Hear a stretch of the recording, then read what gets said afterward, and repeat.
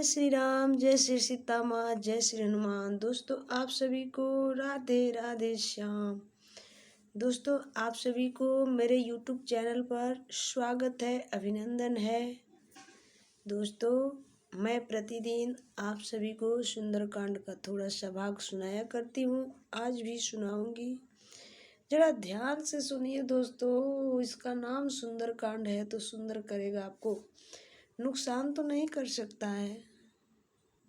इससे पहले मैं कहना चाहूँगी आप सभी मेरे YouTube चैनल को सब्सक्राइब कीजिए, शेयर कीजिए एंड लाइक कीजिए। YouTube पर डिम्पल सिंह भक्ति सुंदरकांड लिखकर सर्च कीजिएगा तो मेरा चैनल आएगा। आप मेरे सारे वीडियो को देख सकते हैं, उस पर मैंने कितने वीडियो बनाकर भेजे हैं, अपलोड किए हैं, आप सभी देखेंगे। ठीक है, आइए भगवान के नामों का थोड़ा सा चिंतन कर लें तब आगे बढ़ेंगे। हरि हरि बचन उचारिए, हरि सुनिए जस कान। हरि हरि वचन बोलते वक्त वैसा वचन बोलना चाहिए जिसमें भगवान का नाम हो।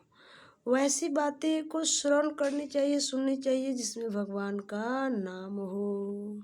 राम राम रटते रहो जब तक घट में प्राण, कभी तो दीन दयाल की भनक पड़ेगी कान। जय श्री राम चंद्र भगवान की जय। दोस्तों आइए मैं आप सभी को सुंदरकांड का कुछ भाग सुनाऊंगी और प्रतिदिन सुनाया करती हूँ, उसी प्रकार आज भी सुनाऊंगी। सुनिए जरा ध्यान से। 58 यानी 58 दोहा तक मैंने सुना चुकी हूँ, उसके आगे बढ़ूंगी। जय श्री राम। लक्ष्मण बाण सरासर आनु, 100 बार देवी विषिक कृशानु, 60 सन विनय कुटिल सन प्रीति, सहज कृपण सन सुंदर नीति, ममता रत सन ज्ञान कहानी, अति लोभी सन विदिति बखानी, क्रोध सम कमई हरि गाथा, ऊसर बीज भय फल जाता, अस कहीं रघुपति चाप चढ़ावा, यह मत लक्ष्मण के मन भावा, संधानु प्रभु विषिक कराला, उठिर उदिर उर अंतर ज्वाला, मकर उरग झस गने अकुलाने, जरत जंतु जल निधि जब जाने, कनक तार हरि मणि गनि नाना, विप्र रूप आयु तजिमाना, काटहि पै कदरहि फरहि, कोटि जतन कौशीच, विनय न मान खगे सुनु, डांटहि पर नौनीच, मंगल भवनय मंगल हारी, द्रवहु सुदशरथ अजुर बिहारी, बोले श्री रामचंद्र भगवान की जय, श्री हनुमान जी की जय। आइए मैं इसका हिंदी करके बताती हूँ। मैंने पहले बोला कि लक्ष्मण बाण सरासर आनु।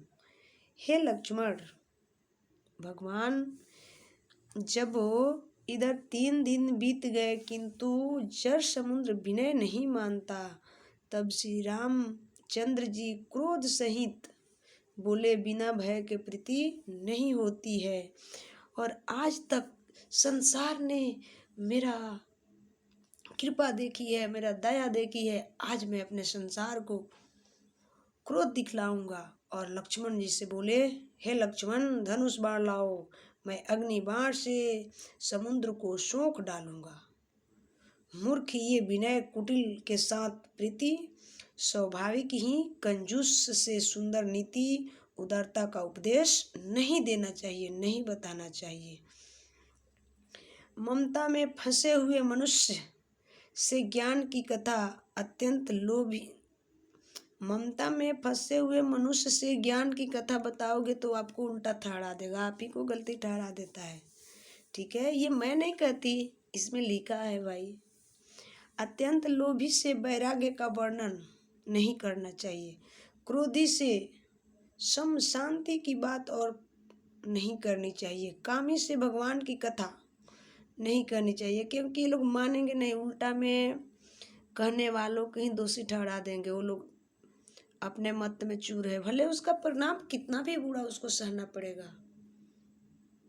वो परिणाम नहीं जानते, नहीं देखते, वो मस्त है। कामी से भगवान की कथा सुनाओगे तो उल्टा में दोषी ठहराओगे। इनका वैसा ही फल होता है जैसे ऊसर में बीज बोने से होता है। अर्थात ऊसर खेतों में जहाँ कोई खाद भी धरती में ना हो, उर्वरा पथरीला जमीन हो, उसमें बीज डालोगे तो नहीं उगा सकता है। ऊसर में बीज बोने की बात ही, यह सब क्या है, व्यर्थ है। ऐसा कहकर श्री रघुनाथ जी ने धनुष चढ़ाया। यह मत लक्ष्मण के मन को बहुत ही अच्छा लगा।